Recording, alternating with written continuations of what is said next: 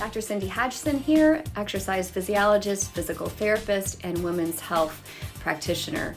Today we are going to talk about the pelvic floor and breath awareness, connecting the respiratory diaphragm and the pelvic diaphragm for proper breathing connection throughout the pelvic floor and your entire body. We call this the pelvic breath. Join me here in Sedona, Arizona for sunrise. Good morning from the Red Rocks, and we're just going to talk a little bit about pelvic breath and just connecting with breath and bringing our awareness into our breath in a different way today.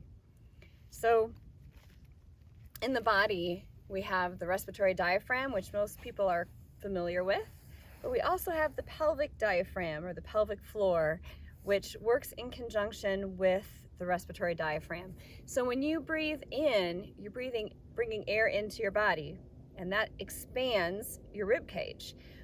To make that happen, the body has to create some negative pressure so that the air will come in.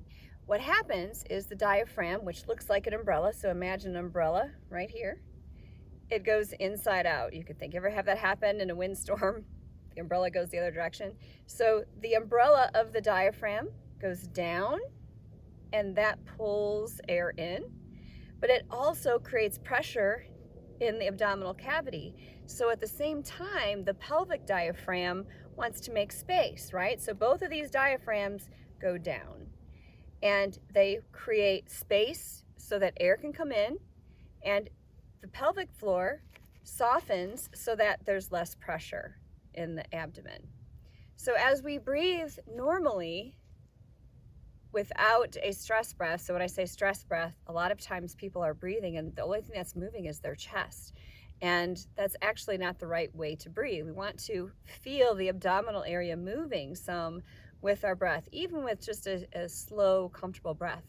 So when that happens, is we're breathing and bring attention to our breath, we should also feel a little bit of movement in the pelvic floor. So as you inhale, there's a slight softening here. And as you exhale, the pelvic floor comes back up. So just want you to bring your attention there. It might help to have your hands on your belly.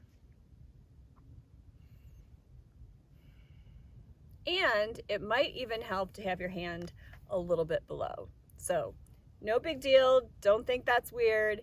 It is a very good way to use your hand as a biofeedback to feel the space between the legs, the space between the pubic bone and the tailbone, and see if you feel some movement there, okay? So let's just take a couple of breaths. So as you inhale, feel the abdominal area expand, feel the pelvic floor soften, and as you exhale, feel the pelvic floor come in and up.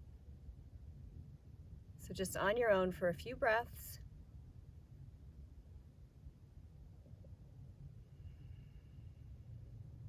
Now, these are not big movements, very, very small.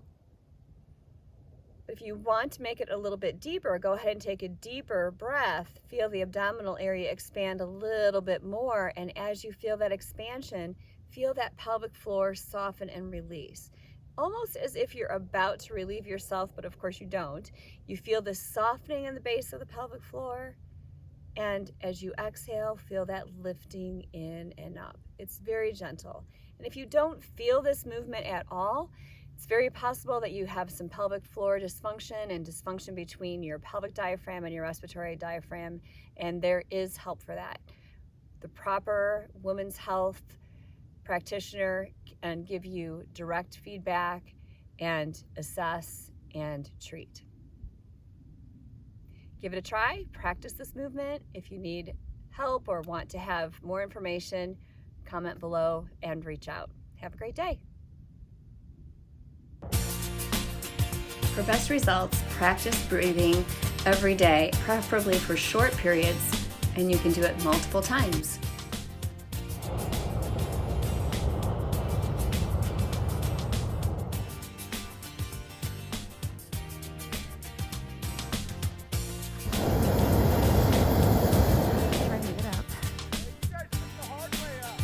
No doubt.